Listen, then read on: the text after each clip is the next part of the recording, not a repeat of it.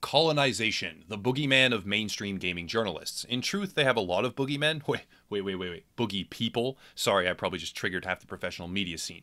It's well known that gaming news and journalistic coverage has devolved in recent years. Just a few days ago, I covered the explosive spread of what were effectively copy-pasted lies. One tiny little publication fabricated an interview, and dozens of other outlets ran with the story using a manufactured data point as their literal title because they simply are not competent or thorough, at least not anymore.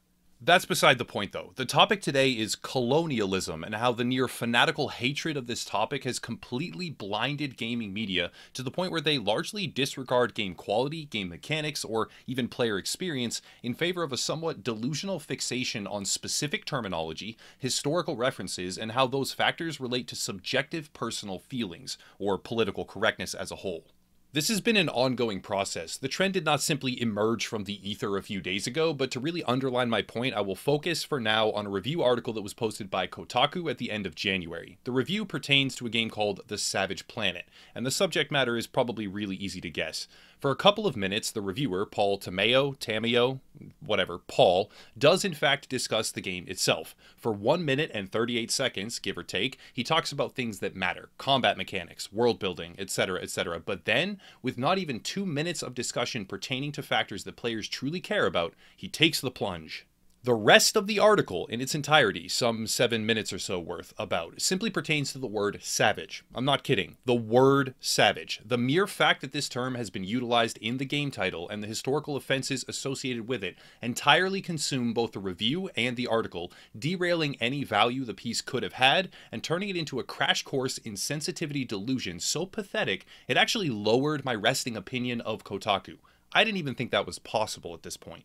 The entire premise, and it is a premise we will see replicated elsewhere in just a minute here, is that colonization is bad. The idea is that because white European colonists executed atrocities hundreds of years ago, the entire topic should be regarded as almost taboo. Not just the topic, but the terminology used in that historical period as well. Paul's justification is that the word savage has underlying racist ancestry. It may not be inherently offensive, but that does not matter, and it should still not be used because of what it meant and was used for during previous decades. This is an example of flexible pandering. I'm not here to deny that tragic acts of violence did exist and take place during colonial times. The process of colonization in America undeniably was a bloody endeavor, and having a realistic understanding of history is paramount to a healthy mindset towards the future. However, this is not what the article is advocating for, and this is not the mentality that gaming journalists have. The word savage is fairly enigmatic. At one point in time, it meant a primitive or less developed, and developed is a bit of a subjective term as well, so I'll brush past that for right now. It meant a primitive or less developed person belonging to a culture seen as inferior to those using the term. During that contemporary period of history, yes, the term was racist. I'll acknowledge that. Not only that, but it had a variety of intensely prejudicial undertones that he does not talk about that were exacerbated further by ongoing conflict between different groups of people. However, the societal and widespread public impression of this word from the perspective of prejudice or racism changed decades ago. The literal definition of savage still pertains in most dictionary resources to the following: a human being in his native state of rudeness, one who is untaught, uncivilized, or without cultivation of mind or manners. The savages of America, when uncorrupted by the vices of civilized men, are remarkable for their hospitality to strangers, and for their truth, fidelity, and gratitude to their friends, but implacably cruel and revengeful towards their enemies. There are also additional meanings, but largely speaking, the dictionary interpretation of the word is exactly what Paul Tamio is railing against. However, the dictionary usage of the word by no means reflects an actual societal reality. Perfect example. The word literally means something that actually, legitimately, truthfully, and accurately exists or is true.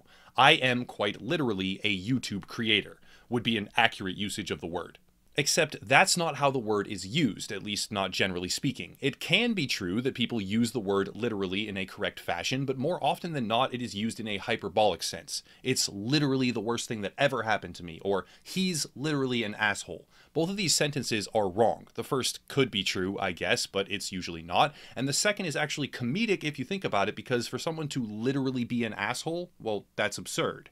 The same sort of discrepancy is true of the word savage. Savage no longer means primitive or underdeveloped. In fact, the term is now a sort of amalgamation of cool, impressive, strong, decisive, and a whole bunch of other adjectives that are positive. The modern social context for the word savage is overwhelmingly skewed towards things like dangerous but cool, or impressive and unexpected, or similarly dual-sided definitions that communicate an overwhelming positive with perhaps a slight negative, such as dangerous. I don't really think Urban Dictionary is the pinnacle of scholarly resources, but it gives a really good snapshot of where the common perception of the word savage lands. Scrolling these definitions, it becomes very clear that savage no longer means what it did in colonial times. Furthermore, it is journey to the savage planet, not journey to the planet of savages. There is a clear difference between using the word as a descriptor of a fictional world or place and using it as a term to describe people in that fictional world.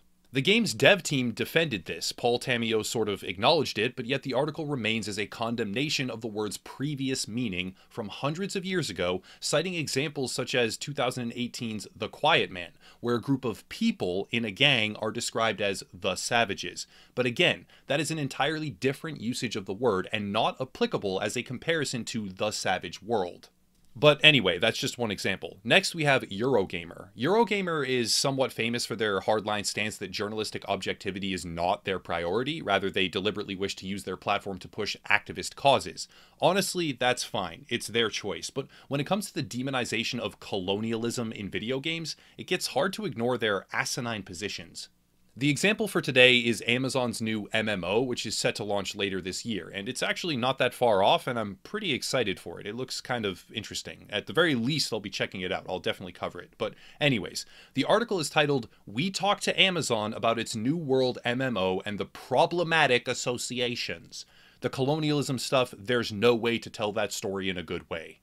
I wish I was joking. Yes, this is legitimately their stance. Now, I should at the very least say that this time the article has valuable information. It covers PvP, skill trees, etc., stuff that players actually care about. And the quote pertaining to "there's no way to tell the story in a good way" actually came from the game developer Scott Lane. This article could easily have been named "New World is Looking Better and Better, Interview with Game Director Scott Lane." And it would have been honestly pretty great. It would have been a perfectly fine article, but it isn't. Instead, it is problematic associations, simply because the game is called New World and might have colonial themes. It goes further. One might expect that colonialism would be aimed at the interaction between native indigenous people and the colonizers. That is, after all, where the racist undertone came from.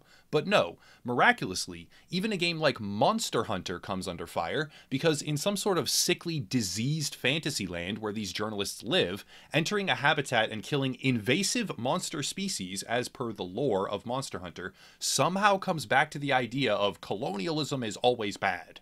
The list is long, and for the sake of time I'll cut back on the examples, but another great one is from Vice. Civilization and Strategy Games Progress Delusion. This one is pretty long and basically seems to insinuate that history sucks because history has conflict. So civilization and strategy games shouldn't tell those historical tales of conquest at all.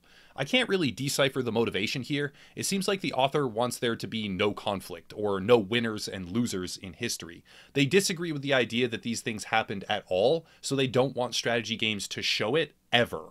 Now, to be fair, there is some interesting stuff there, some critical analysis of social kinship complexity, and a few other things that ultimately made me happy I read the article, I guess, but the underlying point, I think, is yet again, colonialism is bad, so don't show it in any context, ever.